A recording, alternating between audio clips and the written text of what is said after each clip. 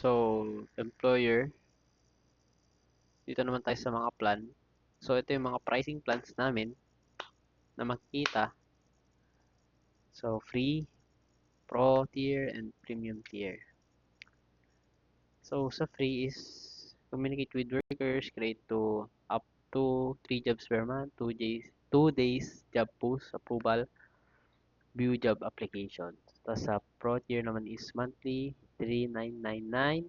Communicate with workers, hire workers, create up to 5 jobs per month, instant job approvals, view job applications. So, same lang sa premium tier. So, ang pinagkaiba lang nito is yung sa pagbabayad is dito sa pro is monthly, sa premium is annually. Tapos yung pinagkaiba din is yung sa price. So, ayun lang. Sa pricing plans.